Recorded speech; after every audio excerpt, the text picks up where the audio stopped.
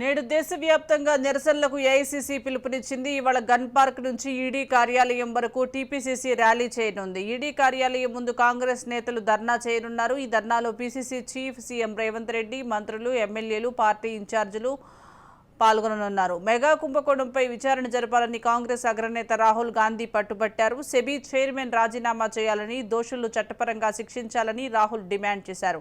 SEBI chairman అక్రమాలపై JPC వేయాలని demand చేయగా ఆయన డిమాండ్ను కేంద్ర ప్రభుత్వం పట్టించుకోని పరిస్థితి. ఈ క్రమంలోనే కేంద్ర ప్రభుత్వ వైఖరికి నిరసనగా ఈరోజు దేశవ్యాప్తంగా ఆందోళన చేయాలని ఏఐసీసీ నిర్ణయించింది.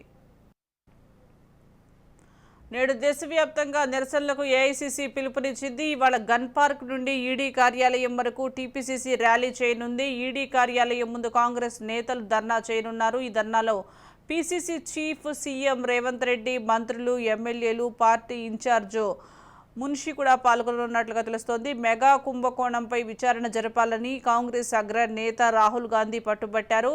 సెబీ చైర్మన్ రాజీనామా చేయాలని, దోషులను చట్టపరంగా శిక్షించాలని రాహుల్ డిమాండ్ చేశారు. సెబీ చైర్మన్ అక్రమాలపై జేపీసీ వేయాలని కూడా డిమాండ్ చేయగా ఆయన డిమాండ్ను కేంద్ర ప్రభుత్వం పట్టించుకోని పరిస్థితి. ఈ క్రమంలోనే కేంద్ర ప్రభుత్వ వైఖరికి నిరసనగా ఈరోజు దేశవ్యాప్తంగా ఆందోళన చేయాలని ఏఐసీసీ నిర్ణయించింది.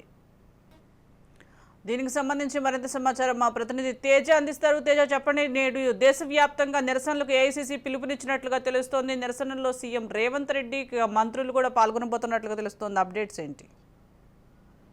మొత్తంగా ఇటు సెబీ పైన హెడెన్బర్గ్ చేసినటువంటి ఆరోపణల పైన అయితే మాత్రం విచారణ చేయాల్సిందిగా కూడా ఏఐసీసీ అగ్రనేతగా ఉన్నటువంటి రాహుల్ గాంధీ అయితే మాత్రం ఇప్పటికే పలుమార్లు కేంద్రాన్ని కోరినప్పటికీ కూడా కనీసం కేంద్రం అనేటువంటి రాహుల్ గాంధీ వ్యాఖ్యలను కనీసం పరిగణలోకి కూడా తీసుకోవటం లేదు అనేటువంటి స్థాయిలో కూడా ఉన్నటువంటి నేపథ్యంలో కేంద్రం తీరును నిరసిస్తూ కూడా ఏఐసీసీ అయితే మాత్రం దేశవ్యాప్త నిరసనలకైతే పిలిపించినటువంటి పరిస్థితి కనపడింది.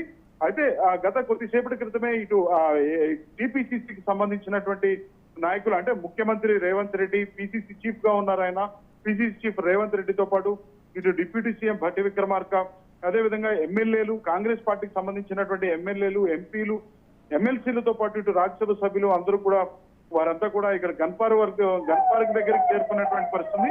గన్ పార్క్ దగ్గర నుంచి కూడా ఈడీ కార్యాలయం వరకు కూడా ఒక భారీ ర్యాలీని కూడా నిరసన కార్యక్రమం చేపడుతూ భారీ ర్యాలీని కూడా నిర్వహించినటువంటి పరిస్థితి కనపడింది.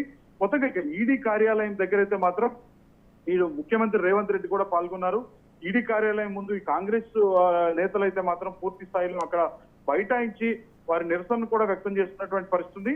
మొత్తంగా చూస్తే మాత్రం అదానికి సంబంధించినటువంటి మెగా కుంభకోణం పైన అయితే విచారణ ఖచ్చితంగా చేసి తీరాలని చెప్పి ఏఐసీసీ అగ్రనేతగా ఉన్నటువంటి రాహుల్ గాంధీ అయితే పట్టుబడుతున్నటువంటి నేపథ్యం కేంద్ర పైన ఒత్తిడి తీసుకొచ్చేటువంటి ప్రయత్నం చేస్తున్నప్పటికీ కూడా కనీసం రాహుల్ గాంధీ వ్యాఖ్యలను పరిగణనలో కూడా తీసుకోలేదు కేంద్ర ప్రభుత్వం అనేటువంటిదే అన్న దానిపైన మాత్రమే నిరసన జరుగుతున్నట్లుగా కూడా మనం చెప్పాలి. ఇంకా ప్రత్యేకించి అయితే మాత్రం అంటే సెబీ చైర్మన్ అదానికి సంబంధించినటువంటి ఈ ఏవైతే షేర్స్ ఉంటాయో ఈ షేర్స్ అన్నింటినీ కూడా కృత్రిమంగా కూడా పెంచేశారు.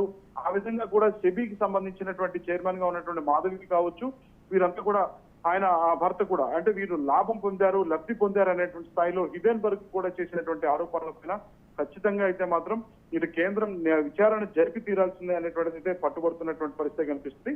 ఇక సెబీ చైర్మన్ అక్రమాలపై జేపీసీ వేయాలని చెప్పి కూడా ఇటు కాంగ్రెస్ పార్టీ డిమాండ్ చేస్తున్నటువంటి పరిస్థితిగానే చెప్పాలి. మొత్తంగా అయితే మాత్రం ఇక్కడ ఈడీ కార్యాలయం దగ్గర అయితే మాత్రం టీపీసీసీ నాయకుల యొక్క ఆ నిరసన కార్యక్రమం అయితే కొనసాగుతుంది. అదేవిధంగా దేశవ్యాప్తంగా ఉన్నటువంటి మొత్తంగా కాంగ్రెస్ శ్రేణులంతా కూడా ఇటు దేశవ్యాప్త నిరసనకు అయితే మాత్రం అన్ని రాష్ట్రాల్లో కూడా నిరసన కార్యక్రమాలు చేపట్టారు అనేటువంటిదే మనం ప్రధానంగా చెప్పాల్సిందే. Right, thank you Teja.